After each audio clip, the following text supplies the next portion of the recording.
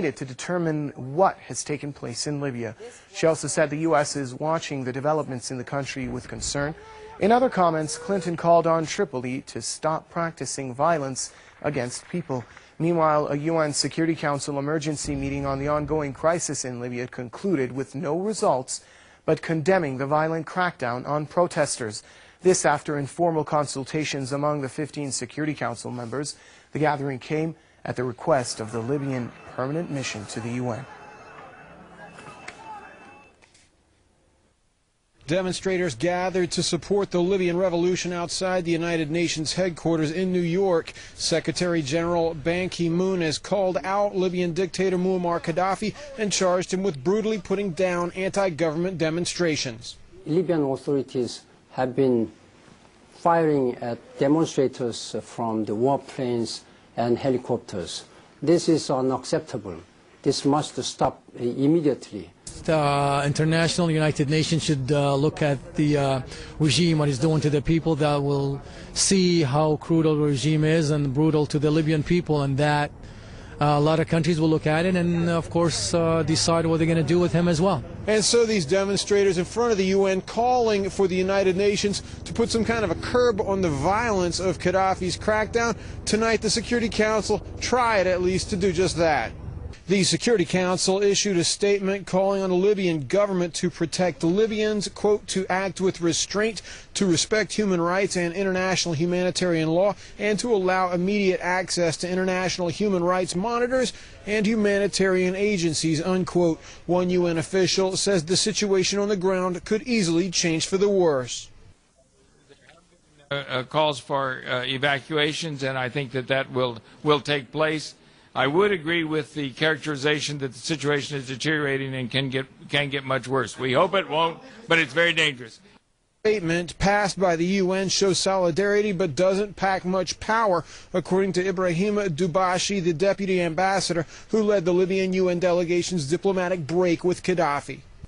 It was not strong enough, but I think it is a good message to the regime in Libya about stopping the bloodshed against the Libyan people. Went on to add tragically that an attack by the Libyan government on the people in Libya's western territories is underway, although the United Nations Undersecretary did say that the body was not in a position to determine how many people had been killed, hurt, or displaced. Have UN personnel on the ground that have seen some things and some concerns.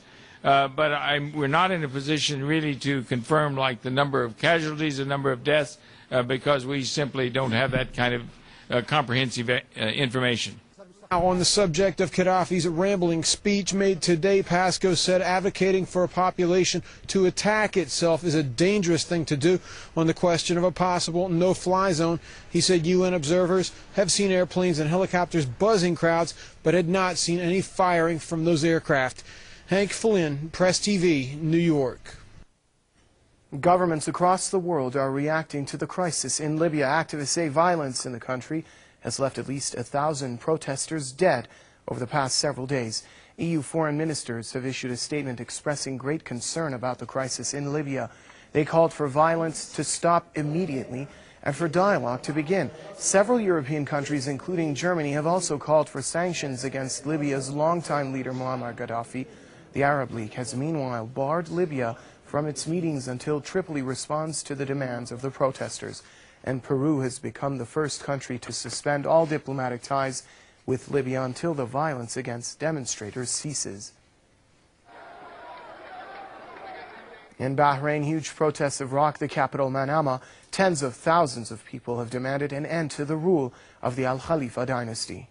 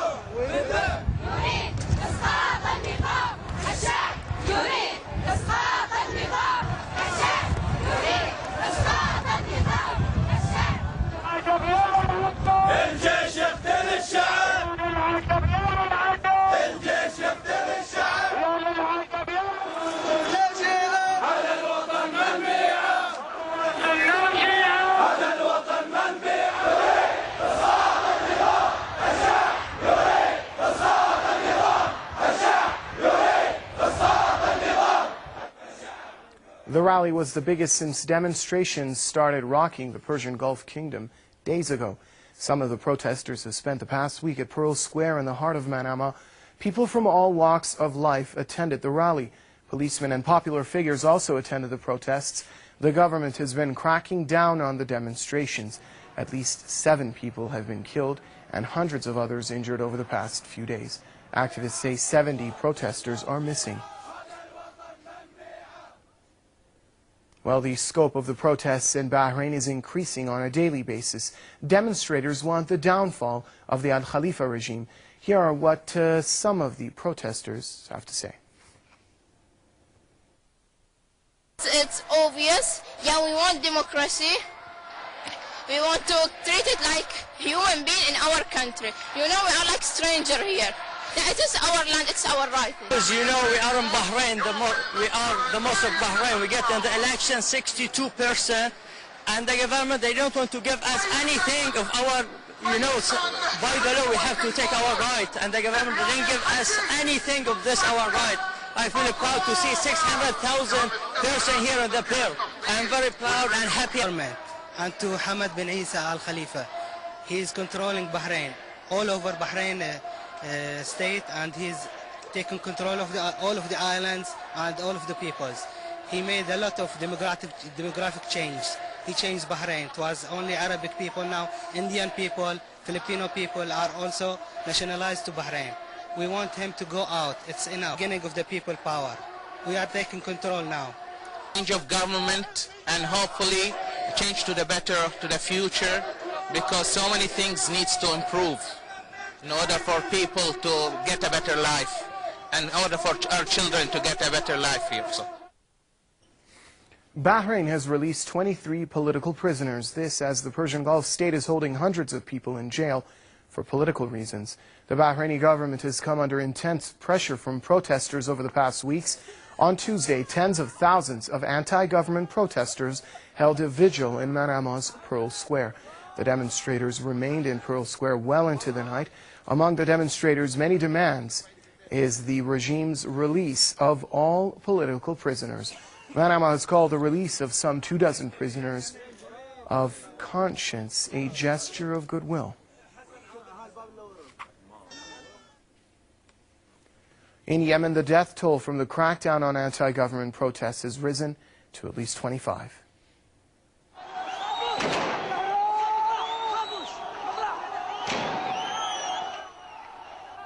Two people were killed and a dozen injured in front of Sana'a University late on Tuesday, and at least 5 more people were wounded in the capital Sana'a earlier in the day. This after supporters of President Ali Abdullah Saleh attacked students who've been camping at Sana'a's Al-Hurriya Square, demanding his resignation. On Monday, several more students were injured during clashes with police in the southern province of Lach. Police also fatally shot a protester, and wounded 4 others in the southern city of Aden. Thousands of demonstrators took to the streets in several neighborhoods of the city, calling for Saleh's resignation. A number of opposition MPs and Houthis in northern Yemen have already joined the anti-government protests. Demonstrations have intensified after Saleh refused to quit. Elsewhere in Iraq's semi-autonomous region of Kurdistan, hundreds of protesters have taken to the streets of Soleimania after the deaths of several demonstrators there. They're calling for a probe into the killings of protesters by security forces. The protests have been ongoing since February the 17th. The demonstrators are rallying against corruption, high unemployment, and poverty. Similar protests have also taken place in several other cities, including Iraq's capital, Baghdad. Iraqi government has tried to head off nationwide rallies by slashing the politicians' and top officials' salaries. In Egypt, a new cabinet has been sworn in with key portfolios unchanged. Head of the Supreme Council of Armed Forces, Mohammad Hossein Tantawi, took the new minister's oath of office. The new cabinet features a different oil minister, and politicians who had been opposed to the rule of ex-president Hosni Mubarak are also part of it. But the reshuffle has not satisfied the country's largest opposition group, the Muslim Brotherhood. It says the new cabinet is an illusion and that Mubarak's cronies still control things. The protesters who brought down Mubarak have repeatedly demanded that all of his ministers must be sacked. لتزوير مشوب بالانتخابات. Well, another joint military exercise by South Korea and the United States has angered North Korea. North Korean media described the upcoming war games as mad and said the drill proves South Korean warmongers are provoking war. Pyongyang also said it had called for dialogue and peace, but that it is now vexed by the new war games. The latest round of joint military exercises by the U.S. and South Korea will begin on Monday amid high tensions on the peninsula following a deadly border clash between the two Koreas last year. An exchange of artillery fire between Pyongyang and Seoul left 4 South Koreans dead in November. South Korea has warned Seoul against military exercises near disputed islands in the Yellow Sea. While you're watching Press TV's World News, a recap of our headlines for this hour. Libya's UN envoy says Muammar Gaddafi has given the go-ahead for a genocide. The Gaddafi statement was just a code for his collaborators to start the genocide against the Libyan people. Also in Libya, new footage shows the Libyan military has used heavy weapons against people. Bahraini protesters call for the ouster of the regime in the largest rally in more than a week of protests. It is the beginning of the people power. We are taking control now.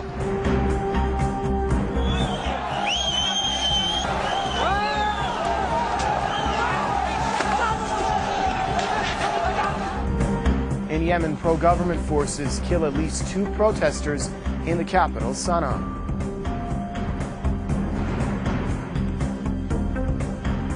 North Korea says an upcoming major military exercise by the U.S. and South Korea heightens the danger of war.